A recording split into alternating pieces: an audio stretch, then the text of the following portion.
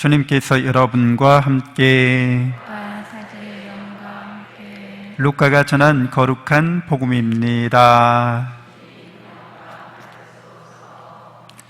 그때 예수님께서 제자들에게 이르셨다. 너희 가운데 누가 벗이 있는데 한밤중에 그 벗을 찾아가 이렇게 말하였다고 하자. 여보게 빵 3개만 구워주게. 내 벗이 길을 가다가 나에게 들렀는데 내놓을 것이 없네. 그러면 그 사람이 안에서 나를 괴롭히지 말게 벌써 문을 닫아 걸고 아이들과 함께 잠자리에 들었네. 그러니 지금 일어나서 건네줄 수가 없네 하고 대답할 것이다. 내가 너희에게 말한다. 그 사람이 벗이라는 이유 때문에 일어나서 빵을 주지는 않는다 하더라도 그가 줄곧 졸라대면 마침내 일어나서 그에게 필요한 만큼 다 줄 것이다. 내가 너희에게 말한다. 청하여라, 너희에게 주실 것이다. 찾아라, 너희가 얻을 것이다. 문을 두드려라, 너희에게 열릴 것이다. 누구든지 청하는 이는 받고 찾는 이는 얻고 문을 두드리는 이에게는 열릴 것이다. 너희 가운데서 어느 아버지가 아들이 생선을 청하는데 생선 대신에 뱀을 주겠느냐?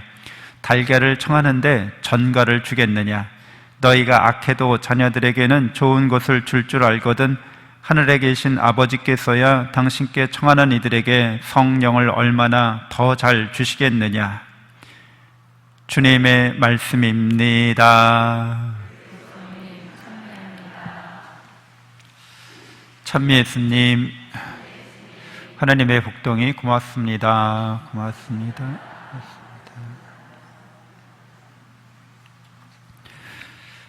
사도 바오로가 갈라티아인들에게 성령을 받은 것이 율법에 따른 행위로서가 아니라 복음을 듣고 믿어서 성령을 받았다고 그렇게 일깨워 주고 있죠. 우리가 복음을 듣고 믿었다고 할 때는 그 복음이라고 하는 것은 좋은 소식이죠. 영어로 말하면 good news죠. 우리가 바랄 수도 없고 감히 그렇게 되리라고 여겨지지도 않았는데 뜻밖의 엄청난 좋은 소식이 우리에게 전해졌다는 겁니다. 대박 났다는 거죠. 이게 엄청나게 큰 은혜와 축복을 받았는데 하느님께서 우리를 사랑하셔서 그렇게 해주셨다는 거예요. 우리를 죄악과 죽음에서 구원하셨다는 겁니다. 영원한 생명과 영원한 행복을 주신다는 거죠. 이 사건이 바로 십자가의 사건으로 이루어졌다라고 말하고 있습니다. 명확하게 하느님의 아드님께서 우리를 사랑하시기 때문에 우리에게 가장 좋은 것을 주시려고 당신의 전부를, 당신의 생명마저도 봉헌하셨다는 거죠. 이게 놀라운 사건이라는 거죠. 예수 그리스도의 십자가 사건은 우리에게 좋은 소식인데, 우리가 바랄 수도 없는 그런 기쁜 소식인데, 이것이 사랑으로 우리에게 하느님이 세상을 창조하신 하느님이 어떤 분이신지를 이제 드러내는 것이고, 우리 인간이 그 사랑 안에서 어떤 관계를 맺고 있는지가 드러난 것이고, 또 이 세상이 그 사랑 안에서 어떻게 사라지는 것인가, 살아가는 것인가를 말해주는 거죠.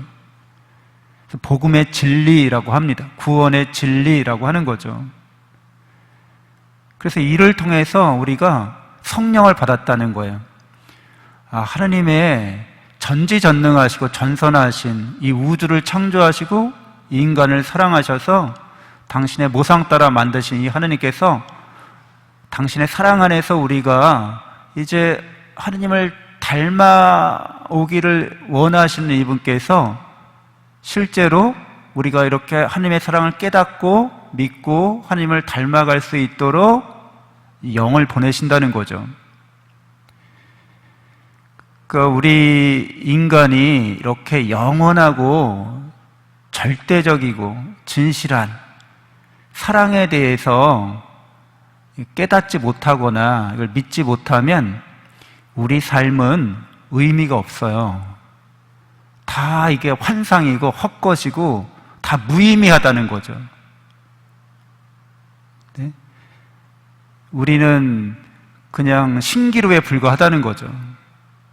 사랑만이 우리로 하여금 이 영원하고 진실한 사랑만이 존재의 이유가 되고 근거가 되고 우리 삶의 기초가 될 뿐더러 우리 삶의 완성에 이르도록 한다는 거잖아요.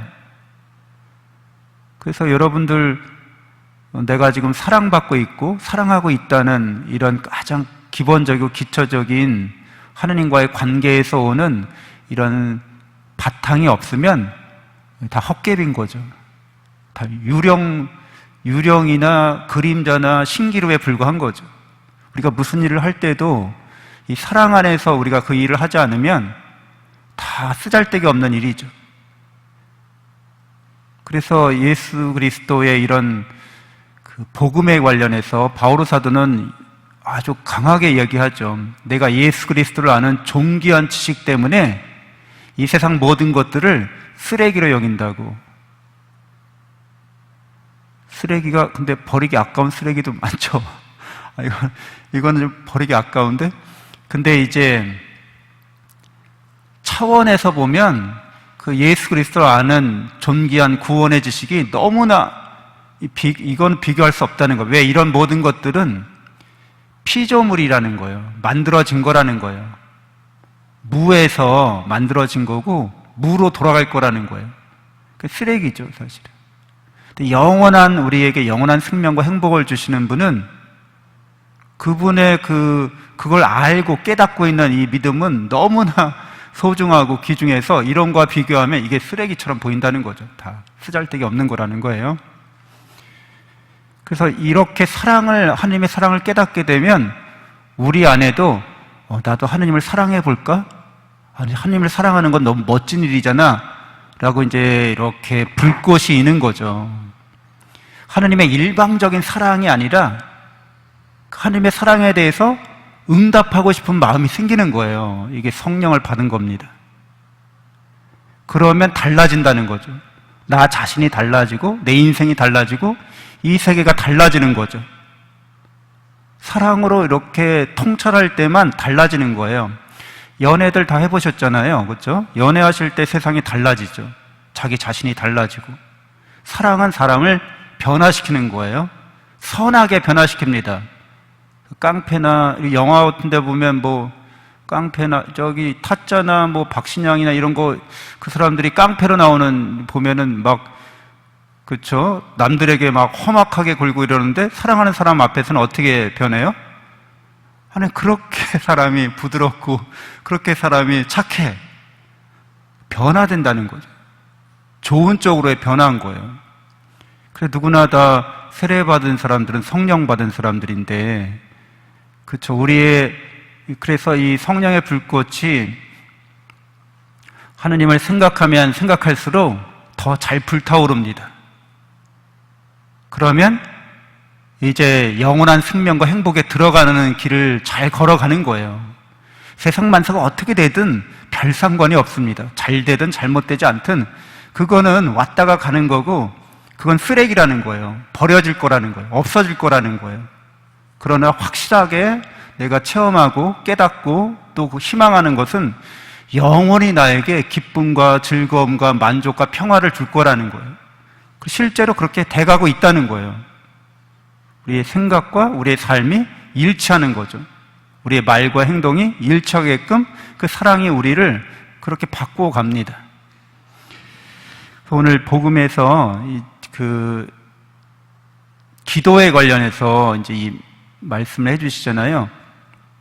친구가 왔다는 거예요. 밤중에, 한밤중에라고 말하니까, 옛날에는 이 손님 대접하는 게 정말 중요한 일이었어요. 누구나 여행을 이렇게 갈 일이 생기는데 손님 대접을 못 받으면 여행 중에 죽을 수 있거든요. 강도를 만나거나 아주 그냥 굶주림에 지쳐서 쓰러지거나 이럴 수 있거든요. 그러니까 그걸 손님 대접하는 사람은 내 친구인 거죠.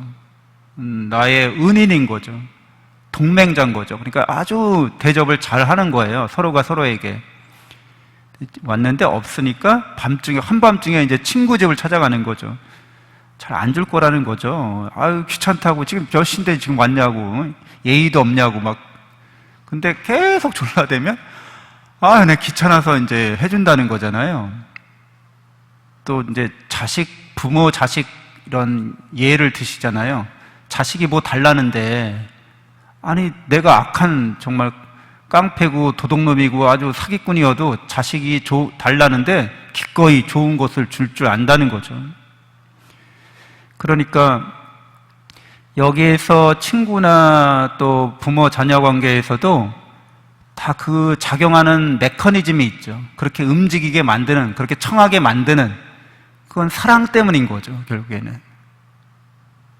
여기 살아있는 모든 것들은 사랑을 갈구합니다. 사랑을 희망한다는 거죠. 근데 놀라운 기쁜 소식은 하느님이 우리를 충만히 사랑하고 있다는 거예요. 이미 우리가 뭘 하기도 전에 이미 사랑하고 계시다는 거예요. 여러분도 당연히 그러시겠죠. 자녀들이 뭘 하기도 전에 이미 사랑하고 있는 거예요. 율법주의는 그래서 잘못됐다는 거예요. 내가 뭘 해야지만 받을 수 있다고 생각하는 거예요. 하느님과 사랑이 뭔지를 모르는 거죠. 실제로는 하느님과 사랑의 관계 안에 있지 않은 거죠. 그러니까 우리가 놀랍고 기쁜 소식은 우리가 뭘 하기도 전에 이미 하나님 우리 사랑하셨고, 그래서 영원한 생명과 행복을 이미 주셨다는 거예요.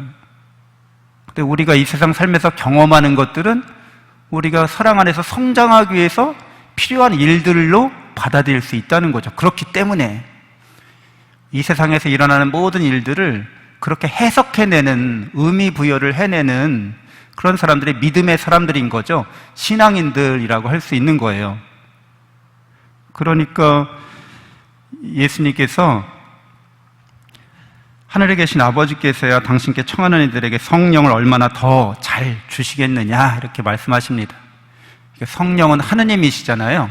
하느님을 우리에게 준다는 거예요. 왜? 우리가 하느님을 받는다는 거죠. 하느님화 된다는 거죠. 신화 된다는 거잖아요. 본래 동질의 것만이 동질의 것을 수용할 수 있는 거예요. 여러분은 이미 하느님과 비슷한 존재라는 거죠. 자기가 사랑을 받아서 하느님과 비슷한 존재라고 하는 깨달음과 믿음이 없으면 썩어 없어질, 사라질 쓰레기들을 위해서 기도합니다. 그게 내가 사랑받고 있다는 증거가 된다는 거예요. 그건 다 헛것이고 다 없어질 것들인데 그걸 안 주면 날 사랑하지 않겠다고, 날 사랑하지 않는다는 증거로 내가 받아들이겠대요. 이거 앞뒤가 하느님 입장에서 보실 때는 이거 뭔가 굉장히 잘못된 거잖아요. 애들이 아이스크림 안 사주면 엄마 아빠가 날 사랑하지 않겠다고 내가 알겠다고 고집 부리는 거. 꼭 아이스크림을 너무 많이 먹어가지고, 단 걸 너무 많이 먹어가지고 얘가 치과에 이빨을 다 그냥 충치가 생겼는데도 아이스크림 안 주면 엄마가 나를 사랑하지 않는 줄 알겠어 막 이러는 거죠. 아이스크림 줄 수는 없잖아요. 그래서 우리는 살아가면서 실제로는 우리가 원하고 바라는 것들을 청하고 또 구하고 이렇게 노력은 해야겠지만 그것이 우리에게 영원한 생명과 행복을 주는 것이기 때문에 구하는 건 아니죠.